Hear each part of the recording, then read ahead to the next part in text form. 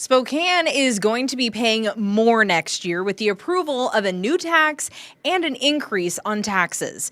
That's according to the mid-year biennium budget modification Spokane City Council approved at its meeting this week.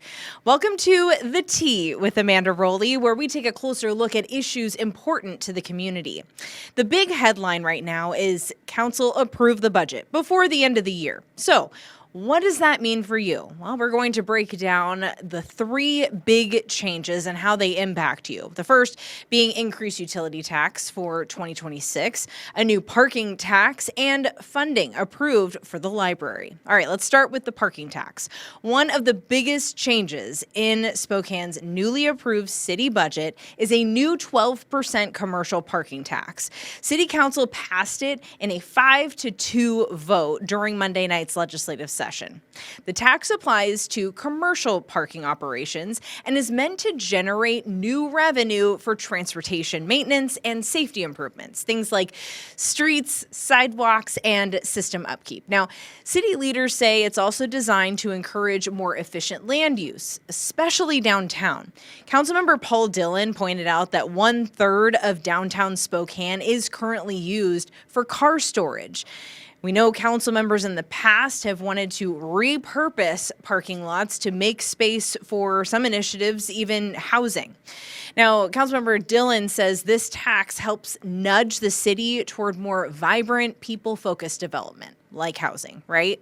Now there will be built-in credits to reduce the tax amount for student parking, employee parking, and residential parking. And the tax, though, it doesn't kick in right away. It's set to take effect April 1st, 2026, giving the city more time to work with stakeholders ahead of the implementation. Originally, the tax was going to go into effect immediately at the beginning of the year, but that was a last-minute change that council made in its discussion at the meeting on Monday. Now, Councilmember Kitty Klitsky is one of the 5 council members who supported the parking tax.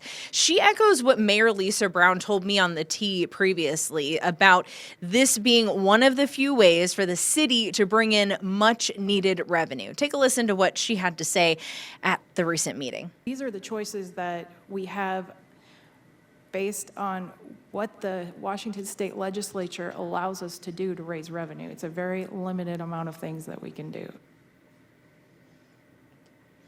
All right, so moving on to the utility tax. That's the next big change in the budget, and it's a 0.5% increase to your utility tax.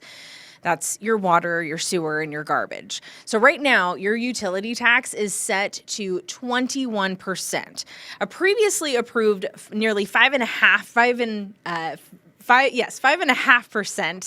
and a previously approved 5.5% utility rate increase is already actually scheduled to take in effect in 2026. So, with council's approval of the 0.5% tax increase on top of that, Spokane households will actually be paying 82 cents more than originally expected in 2026. So let me show you the numbers of what that looks like here.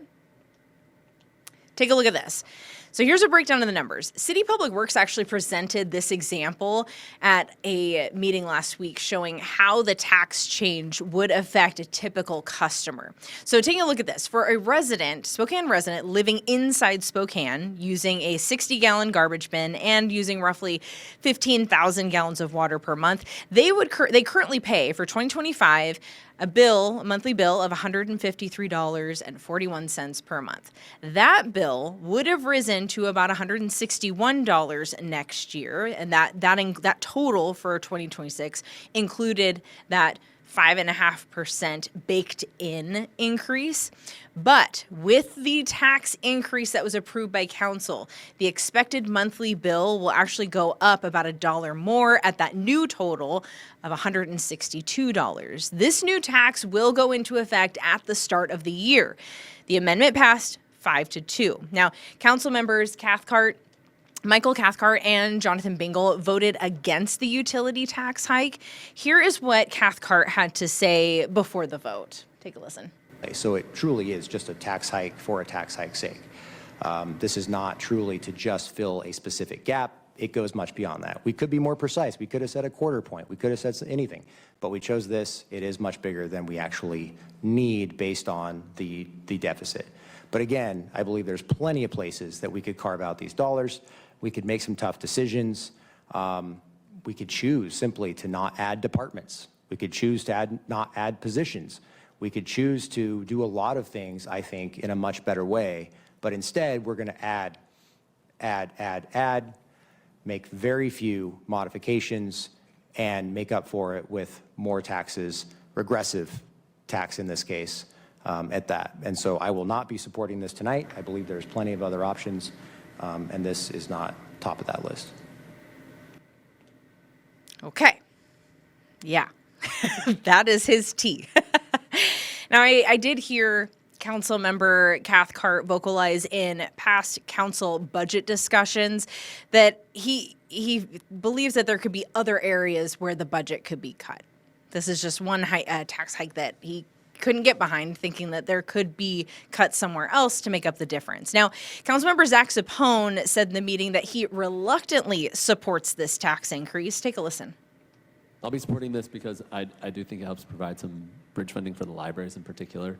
It really helped us find some revenue options for that. And I've been hearing loud and clear from folks in our district that we need to fund our libraries and keep services going for our libraries. And so I think that this helps offset that in a way that I don't particularly want to do, but will do just for this upcoming year.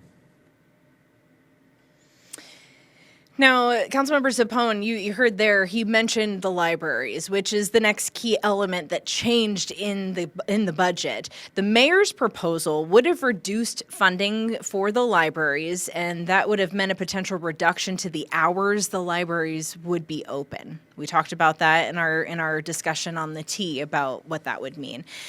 So, this week, Council instead made its own change to that budget and approved $500,000 in bridge funding for the public libraries. It's not the full amount that the library asked for. I think they were asking for somewhere close to the $1 million roughly.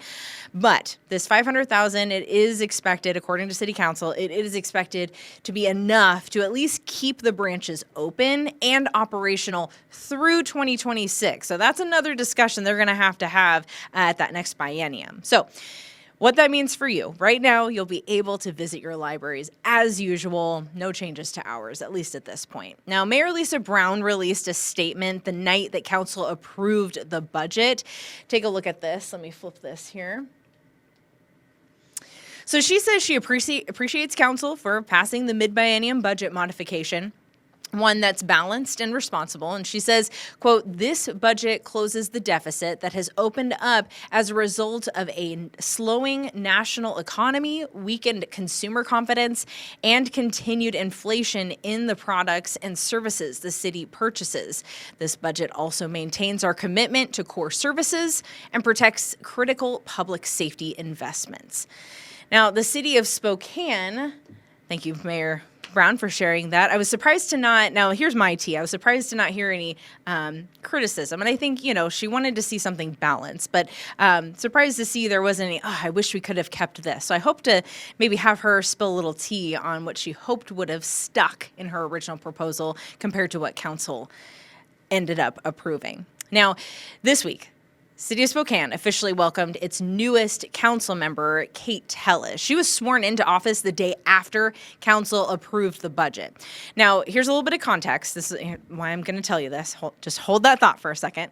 Tellis fills Lily Navarrete's District 2 seat after Navarrete stepped down earlier this year. So for context, she was sworn in now before the other newly elected council members because she's filling a seat that doesn't have an elected member. So we asked her about what she thinks about council's approved version of the budget. Wanted to share that a little bit, extra information now that she's joining the council because, now she's another opinion on council seat. So here's what she had to say. Well, I'm glad that there was some agreement that was made last night. I think the city was sort of at a standstill, and we really needed to decide on a budget. There was obviously a lot of contention last night, and so part of what I'm running on is the idea that we need to bring people to the table to begin with, to make sure that we're getting all perspectives and all views, because we can have some creative solutions, but it's going to require many different perspectives. All right.